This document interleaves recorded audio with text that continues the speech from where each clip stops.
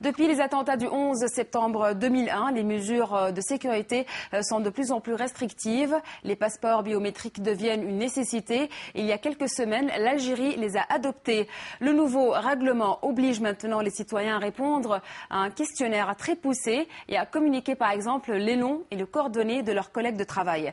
Mais il y a une démarche en particulier qui cause polémique. Le voile islamique et la barbe sont interdits sur les nouvelles photos des passeports.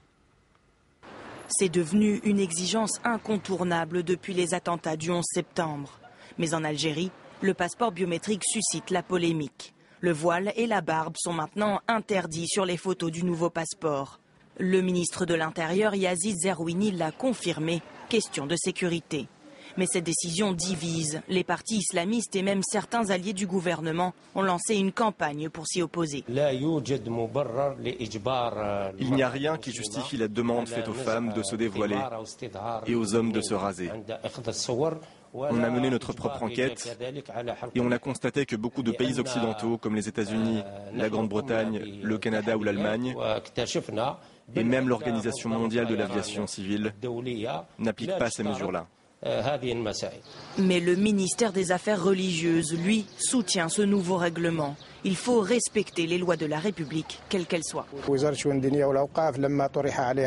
Quand la question a été posée au ministère des Affaires religieuses, on a dit clairement qu'il n'y avait pas de mal à ce que la femme dévoile son visage ou ses oreilles, ou même une partie de sa tête, du moment que les fichiers sont entre les mains des autorités algériennes. Mais la plupart des Algériens se disent contre. Ils demandent au gouvernement de faire marche arrière. Pour moi, c'est une question de croyance et de tolérance. Et on est dans un pays islamique. Moi, je ne vais pas me dévoiler. L'islam dit clairement que je ne dois montrer que mon visage. Pour nous, le voile n'est pas un vêtement, mais une croyance. Et si on m'oblige à l'enlever, je ne le ferai jamais, quoi qu'il arrive. Moi, j'ai une barbe. Et je refuse catégoriquement cette décision parce qu'elle va à l'encontre de notre religion et de notre prophète qui nous a ordonné de la suivre. Ce n'est pas la première fois que les islamistes et le gouvernement s'affrontent sur des questions religieuses.